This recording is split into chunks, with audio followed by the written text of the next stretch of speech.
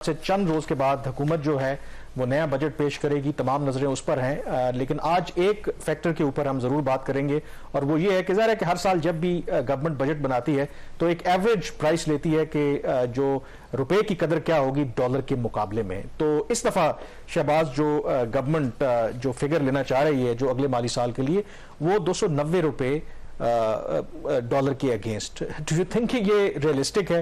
Already I think 285 पे हम trade कर रहे हैं। अभी आईएमएफ के साथ डील हमारी बहाल नहीं हुई और पिछले साल का अगर आप देखेंगे जो माली साल कंक्लूड हो रहा है 186 रुपीज उस वक्त हमने एक बेंचमार्क रखा था, लेकिन कहां पे आके खड़ा हुआ वो भी हमें पता है। तो ये क्या गवर्नमेंट किसको धोखा दे रही है? मतलब किसी को भी धोखा नहीं दे रही, ये अपने आप को धोखा दे रही है। डेमोक्रेसी की और पॉलिटिकल लीडरशिप की हमेशा से एक बड़े उनके मासूम सी ख्वाहिशात होते हैं, वो उन ख्वाहिशात को पूरा कर रहे हैं। कर लें, ये भी करके देख लें। पहले तो ये बता दें कि एक्सचेंज रेट की अहमियत क्या होती है बजट में। नाज़रीन, जब बजट बनता है तो उसके दो कंपोनेंट्स होते हैं। एक तो आपकी डोमेस्टिक नीड्स होती हैं, जरूरियात होती है, और दूसरी आपकी एक्सटर्नल जरूरियात होती हैं। वो महसूलात की मद में भी हो सकती हैं, आपकी जो है वो आपने कर्जे लेने होते हैं या कुछ अदाइयाँ करनी तो उस मद की भी हो सकती है।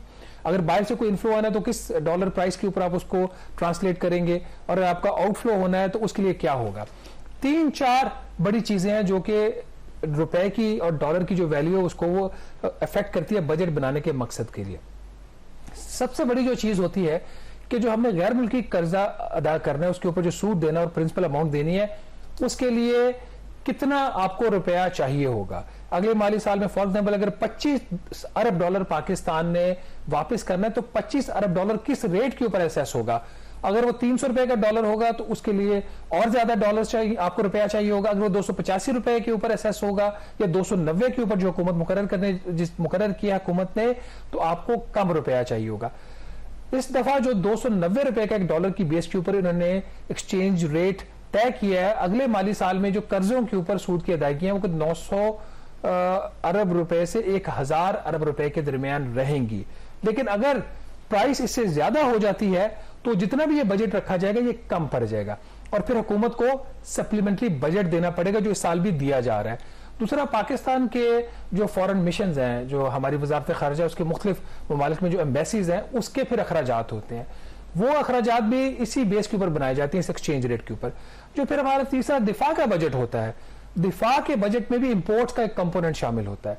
तो वो जो इंपोर्ट्स हैं, अगर आप उसको 300 डॉलर के ऊपर असेस करेंगे तो उसकी वैल्यू और बनेगी, और अगर उसको आप 290 रुपए के डॉलर के ऊपर असेस करेंगे तो उसकी वैल्यू और बनेगी। इसी तरह इंफॉर्मेशन मिनिस्ट्री है, उसकी बहुत सारी फॉरेन पोस्टिंग्स हैं। कॉमर्स मिनिस्ट्री है, उसके ट्रेड काउंसलर्स मिनिस्टर्स वो मुल्क से बाहर वो अपनी फराइज अंजाम देते हैं, तो उनकी अदायगियां हैं। कामरान, ये वो सारे फैक्टर्स हैं वो डिटर्मिन करते हैं। अब इस साल क्या हुआ है, 186 रुपए का इन्होंने इब्तदाई तौर पर बजट का नंबर दिया कि 186 रुपए का हमारा एवरेज एक्सचेंज रेट अगले साल होगा। 186 की बजाय अब जो नंबर है वो 249 रुपए का एवरेज रेट आया, कुछ 34% उससे ज्यादा। उसका नुकसान क्या हुआ?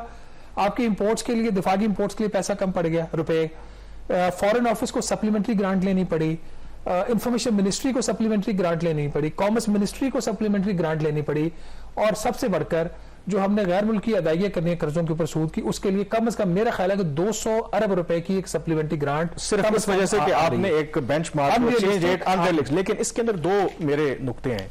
एक, इसके अंदर मेरा नुक्ता ये है कि एक ये डिटर्मिन कैसे करते हैं कि पूरे अगले साल का आपने एक एवरेज निकालनी है, इसका क्या मैकेनिज्म है, या बस वैसे ही करते हैं। दूसरी, ये इसके अंदर फर्ज करें कि मैं गवर्नमेंट को यहाँ पे लेट से बेनिफिट ऑफ डाउट देता हूँ। अगर गवर्नमेंट यहाँ पे आपने कहा कि जी 290 रुपए इस दफा उन्होंने एक्सचेंज रेट लगाया है, अगर यहाँ पर वो रियलिस्टिक होते और कहते कि जी 350 रुपए है, अब हमारे यहाँ पर मार्केट के अंदर अगर गवर्नमेंट खुद कह रही है कि साल के एंड पर एवरेज रेट शायद 350 रुपए होगा, तो आपको पता है कि डॉलर लोग यहाँ पे जखीरा करते हैं।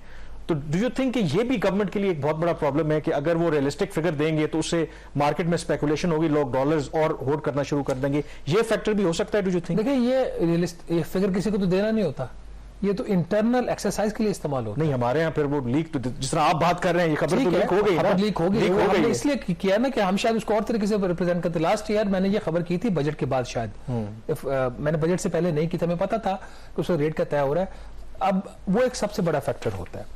अच्छा, आपने कहा कि इसको रेट वर्कआउट कैसे होता है। आप देखते हैं कि आपकी रिक्वायरमेंट्स डॉलर्स की कितनी है अगले साल की, और आपकी उसके मुकाबले में आपकी अवेलेबिलिटी ऑफ द फंड्स क्या है, एक्सचेंज आपके फॉरेन एक्सचेंज रिजर्व्स का लेवल क्या है, रेमिटेंसेस कितनी होंगी, आपकी एक्सपोर्ट्स कितनी होगी, आपकी इंपोर्ट्स की नीड्स क्या होगी, तो उसके मुताबिक ये सारा एक नंबर असेस होता है।